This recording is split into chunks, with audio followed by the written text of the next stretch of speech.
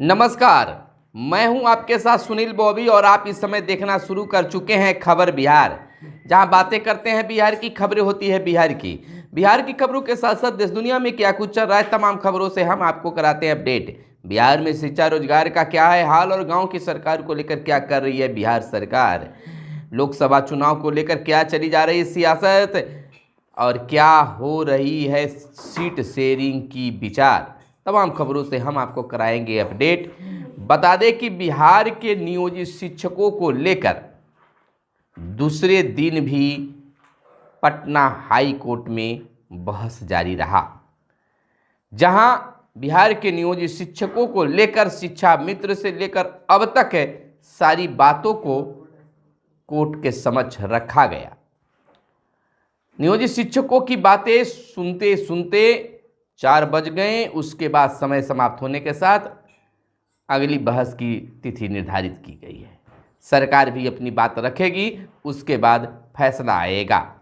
ऐसा माना जा रहा है कि नियोजित शिक्षकों के पक्ष में ही फैसला आएगा, क्योंकि बहुत सारे ऐसे चीज़ें हैं जो यूं ही नहीं कहा जा सकता है, बल्कि पूर्ण रूप से कह सकते हैं कि नियोजित शिक्षकों को इसमें बहुत बड़ी राहत मिलने जा रही है।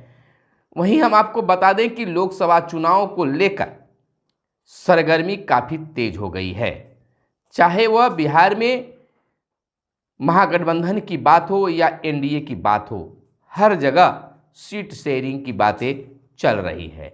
किसे कितना मिलेगा यह भी सामने आने लगा है कि 16 सीट पर जदयू और 17 सीट पर भाजपा चुनाव लड़ेगी और चिराग पासवान को भी 5 सीटें मिलने की उम्मीद बताई जा रही है। वहीं उपेंद्र कुशवाहा जीतनराम मांझी को भी एक सीट मिलने की बातें आ रही है। आपको बता दें कि भाजपा को बिना किसी सीट की मांग किए अपना समर्थन देने को तैयार है मुकेश सहनी, बस माननी होगी एक शर्त। क्या शर्त है उसका खुलासा भी होगा। तो आगे हम आपको बता दें कि बिहार में लगातार यह चर्चा है कि नीतीश कैबिनेट का विस्तार कब होगा। हालांकि यह बीते दिन ही कैबिनेट विस्तार की बातें आई थी, लेकिन भाजपा के कारण नहीं हो पाया और आज उम्मीद जताई जा रही है कि आज 11 बजे नीतीश कैबिनेट का विस्तार हो सकता है। जदयू कोटे के मंत्रियों को आज पटना में ही रहने को निर्देश दिया गया है कि पटना में जमे रहें। वहीं मंत्री जी को गले लगाना प्रोफेसर साहब को पड़ गया महंगा। नालंदा में प्रोफेसर के गले लगाने पर ग्रामीण विकास मंत्री श्रवण कुमार भड़के खूब सुनाया खरी खोटी, तो यह भी एक बड़ा दिलचस्प बात है। तो वहीं बिहार में लोकसभा चुनाव को लेकर तैयारी तेज हो गई है। मुख्य सचिव की अध्यक्षता में सभी जिलों के डीएम की खास बैठक भी हुई है, यानी कि लोकसभा इलेक्शन 2024 का खास तैयारी भी अब शुरू हो गई है। सूत्रों के हवाले से खबर आ रही है कि एनडीए में सीट बंटवारे के फॉर्मूले से पारस खेमे में मायूसी देखने को मिल रही है। आरएलजेपी संसदीय बोर्ड की आज बीते दिन दिल्ली में बैठक बुलाई गई थी, जिसमें गठबंधन की को लेकर बड़ा फैसला लिया जा सकता है।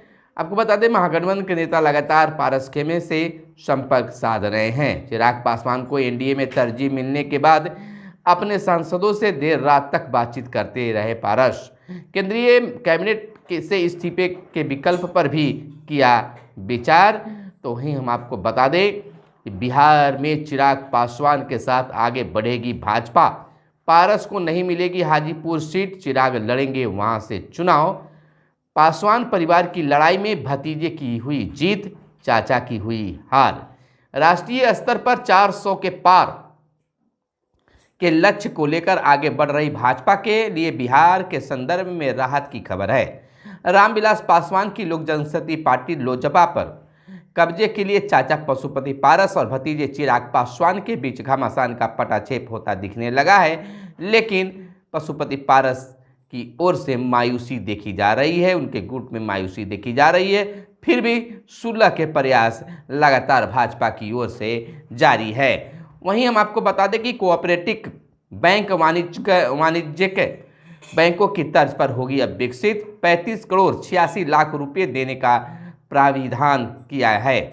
वित्तीय वर्ष 2024-25 के कोऑपरेटिव बैंकों को अनुदान मद में। आपको बता दें कि बिहार में संचालित बिहार स्टेट कोऑपरेटिव बैंक समेत अन्य सभी 23 जिला केंद्रीय सहकारी बैंकों को वाणिज्यिक बैंक की तर्ज पर विकसित किया जाएगा। इसका उद्देश्य कोऑपरेटिव बैंकों को भी वाणिज्यिक बैंकों की तरह अपने ग्राहकों को सुविधाएं दिलाना बताया जा रहा है। तो वहीं हम आपको बता दें कि उम्मीद जताई जा रही है कि स्वदेशी चिप का उत्पादन अगले वर्ष भारत करने लगेगा। इसको लेकर प्रधानमंत्री मोदी ने कहा है कि हम इलेक्ट्रॉनिक चिप के बिना 21वीं सदी की कल्पना नहीं कर सकते हैं। मेड इन इंडिया और design in India chip Bharat को आत्मनिर्भर की ओर ले जाने वाली फैसला है, बड़ी बात है। आपको बता दें कि तेजस्वी से अस्त्र हो सीएम एनडीए में आए हैं। नित्यानंद बोले तेजस्वी का कारनामा बिहार जानता है। 17 महीने में लोगों पर अत्याचार किया गया है। केंद्रीय गृह राज्य मंत्री नित्यानंद राय ने राजद नेता तेजस्वी यादव की ओर से वीडियो जारी करने पर पलटवार किया है। बीते दिन पटना में पत्रकारों से बातचीत में उन्होंने कहा कि तेजस्वी यादव का कारनामा पूरा बिहार जानता है। वे 17 महीने का वीडियो क्या जारी करेंगे? हकीकत है कि 17 महीनों में केवल लूट खसोट ही हुआ था और उससे अस्त होकर मुख्यमंत्री नीतीश कुमार एनडीए के साथ आए हैं। इधर मध्याह्न भोजन रिपोर्ट 11,000 स्कूलों से नहीं आ रही है। प्रधानाध्यापकों की नई जगह पर योगदान करने से यह पेच फंसा हुआ है। 70,000 के करीब प्रारंभिक स्कूल है राज्य भर में। 70,000 प्रधानाध्यापकों के मोबाइल नंबर अपलोड कराने का जिलों को दिया गया निर्देश। केंद्र सरकार के पास भी भेजी जाती है यह खास रिपोर्ट। केंद्र से एक साल में 4 बार राशि मिलेगी। आपको बता दें कि बिहार के करीब 11,000 प्रारंभिक स्कूलों से मध्याह्न भोजन की रिपोर्ट प्राप्त नहीं हो रही है, जो एक बड़ी खामी सामने आई है। वहीं 5 विभागों के मंत्री होने के बाद भी तेजस्वी फेल रहे, ये अब कहना है पूर्व उप मुख्यमंत्री सुशील कुमार मोदी का। तो वहीं तेजस्वी यादव ने कहा कि क्षमता का 10% ही कार्य कर पा रहा था। कहा केवल 17 महीनों में ही बिहार की जनता को लाखों नौकरियां दी हैं। नेता प्रतिपक्ष तेजस्वी यादव ने गठबंधन सरकार के दौरान किए गए कार्यों की जानकारी दी और कहा कि गठबंधन धर्म की बाध्यता के कारण मैं अपनी क्षमता का बस 10% ही कार्य कर पा रहा था, लेकिन नौकरियों की झड़ी लगा दी। जिला परिषद में 349 पदों पर होगी अब नियुक्ति, जिसमें मुख्य योजना पदाधिकारी, जिला अभियंता, सहायक अभियंता सह प्राकलन पदाधिकारी, कनीय अभियंता, तकनीक सहायक स्तर, मुख्य लेखा पदाधिकारी सह राजस्व पदाधिकारी और निम्न वर्गीय लिपिक की बहाली 349 पदों पर होने जा रही है। वहीं मंथन लोकसभा चुनाव में बदल सकती है जदयू की कुछ सीटें।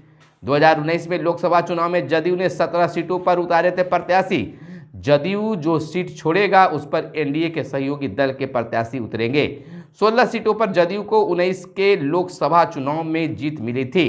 2020 में वाल्मीकि नगर में हुए उपचुनाव में भी जदयू प्रत्याशी सुनील कुमार जीते थे। तो कई सीटों पर उलटफेर भी हो सकता है। इस बार जदयू 16 सीटों पर और भाजपा 17 सीटों पर चुनाव लड़ने की बातें सामने आ रही है। इधर अभियान बसेरा 2 आवास के लिए जमीन देने को 1.15 लाख भूमिहीनों को चयन किया गया है, यानी कि 1,15,000 भूमिहीनों का चयन किया गया है। 15 मार्च तक अभियान में भूमिहीनों को चयन करना है पूरा और 10,000 लोगों को अब तक मिल चुकी है जमीन। वहीं आवास बोर्ड की 30 एकड़ जमीन पर बनेंगे 7 सरकारी दफ्तर।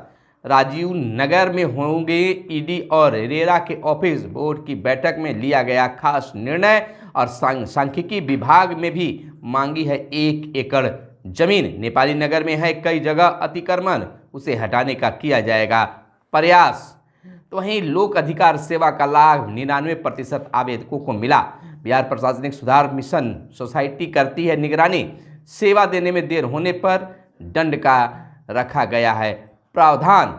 आपको बताते चलिए अगली बड़ी खबर के रूप में कि माफियाओं को बिहार से जाना होगा, यह बोले हैं मुख्य उप मुख्यमंत्री सम्राट चौधरी। भाजपा जो भी कहती है उसे पूरा भी करती है। जुब्बा सहनी शहादत दिवस पर समारोह में उप मुख्यमंत्री बोल रहे थे। वहीं शिक्षक नियुक्ति परीक्षा में 2 घंटा पहले पहुंचना होगा। आपको बता दें कि आज TRE1 TRE3 की परीक्षा होनी है। 26 जिलों में 2 पालियों में परीक्षा आयोजित होगी। अभ्यर्थियों को परीक्षा केंद्र पर 2 घंटा पहले पहुंचना होगा।